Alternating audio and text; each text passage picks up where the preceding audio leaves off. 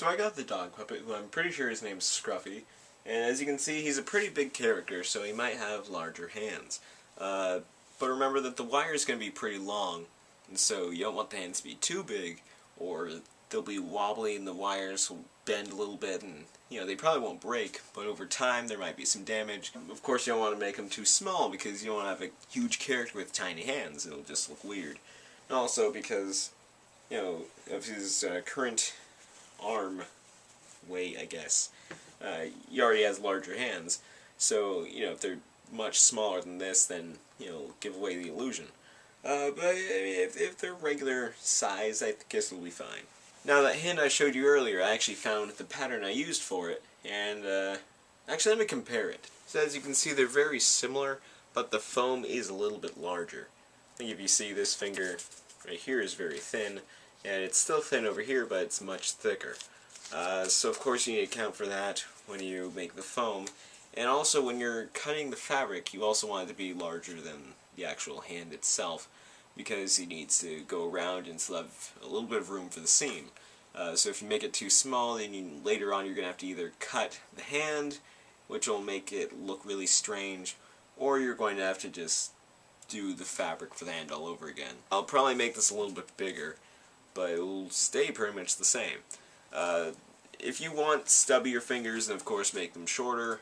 If you want a bigger palm, make it however you want, but just remember that you're going to have to sew it. So don't make it too complex if you don't want to spend a lot of time on this, because it will take a lot of time. It's almost 2 o'clock now, and it's obviously daytime. I went to sleep after I just cut out the foam shapes for the hand. Now remember, you got to cut out 4 shapes, and then you work on the hands. And I want to show you the inside of a hand. It looks something like this. Now you can see that there's a plate of cardboard right there. That's my family in the background. They don't know I'm actually filming right now, so they're just talking, I don't know. But there's a plate of cardboard right here, and this is the long wire. I made special marks to see where I was going to bend it. And then I had these wires. Now the wire, I personally fold it, and then I take 2 pairs of pliers, hold it down with 1 pair, and then twist it with the other. And then I glue it down in a spot right there on the cardboard. And then I glue it down in 2 other spots, right up here in the middle somewhere, just for extra support. And then I take the arm rod and glue it on top of it, and you get something that looks a bit like this. It doesn't have to look exactly like this, but with the arm rod you want to make sure that you actually curve it a little bit, so that it's not spinning around inside, because if you took a wire and you just glued it like this, and I'll show you on this side, if you glue it like this, then it might spin around a bit, and the handle just move kind of on a spivet, and you don't really want that. So you want to curve it so that it'll lay flat, and so it'll stay put when you're performing. And what I usually do is not only 1 piece of cardboard, but another piece to glue right on top, so there will be a little bit more support right in the center. And then you'll take another hand shape and put it on top, and you'll glue around the edges on the inside like this. And so then it'll be a kind of thick hand. It'll be 1 inch thick if you use 1/2 inch thick foam, which is the best foam to use for a puppet. And then you'll want to go around and pinch the edges together. Actually, I'll show you with another piece of foam. You'll see it'll be about this thick, and then you'll pinch it together like so, and then you'll either hot glue it like I do, or you can use contact cement, whatever works best for you. If you're using hot glue, then you might get some on your fingertips. I know I always get a ton on my fingertips. If you're just using hot glue for the first time, then it might hurt. I've used hot glue for many years, so when I get a little on my fingertips, it really doesn't hurt me that much, because I'm just kind of used to it. You'll pull it off, throw it in the trash, whatever. But contact cement, it has really strong fumes, and I don't really enjoy using it. It didn't really work for me.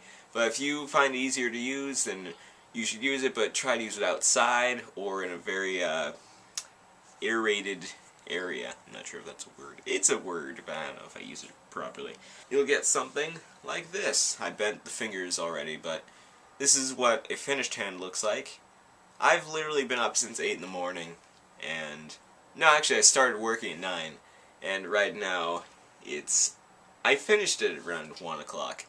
So that's how long it took me to get all the wires and glue one hand. So I have to put down the cardboard for this one and then do all the gluing, so that'll take another bit of time. When you're doing this, by the way, it'll take a long time, obviously.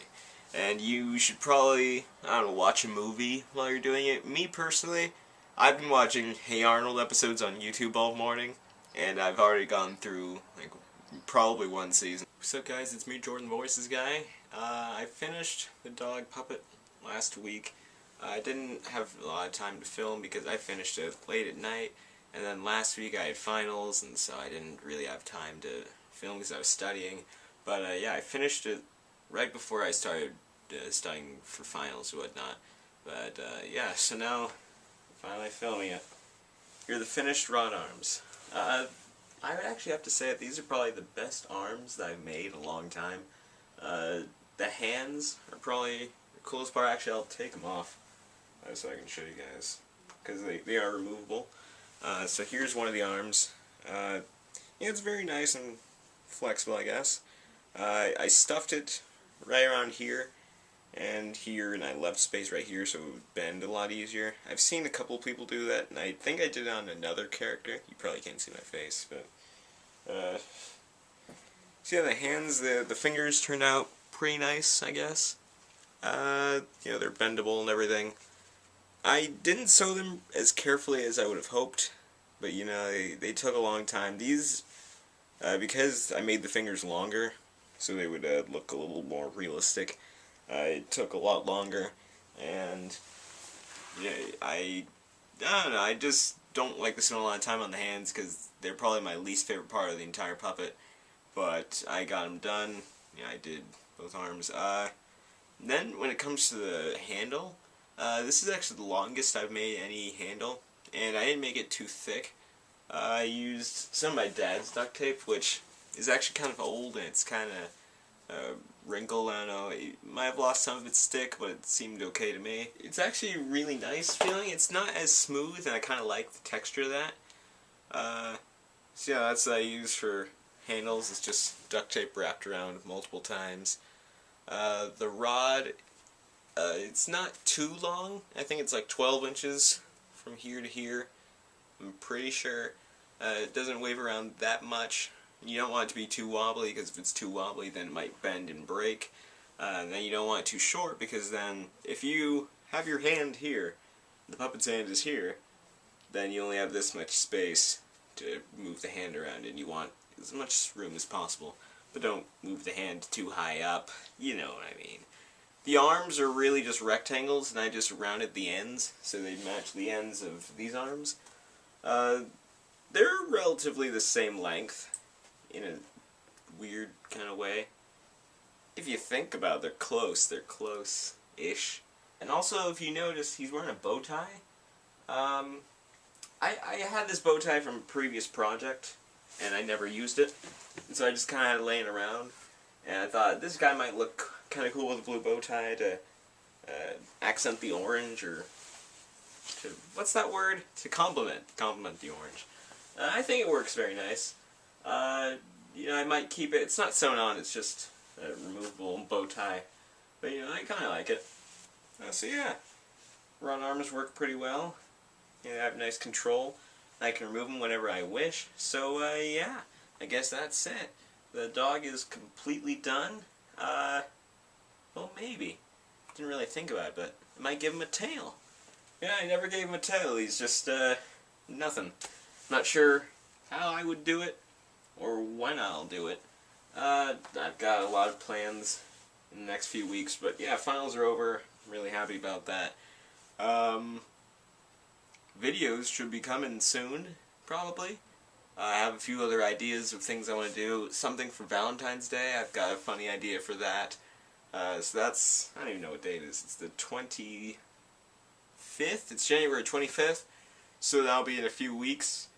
So yeah, that's it for me, Jordanthevoicesguy. And the scruffy dog? I don't know what his voice is going to sound like. So yeah, that's basically it. So as always, don't forget to like this video with the thumbs up. The thumbs down is there, but you know, we don't like that. We don't discriminate, but we don't like it as much as the thumbs up. Don't forget to comment down there, and you know, I'll read them. I usually reply. It's like with 3 comments are usually there. One's my dad's, so. Favorite the video if you wish. You know, I hope it's one of your favorites. That'd be really nice. Also, subscribe to this channel so my videos will show up in your feed. I think that's about it. Anyway, bye!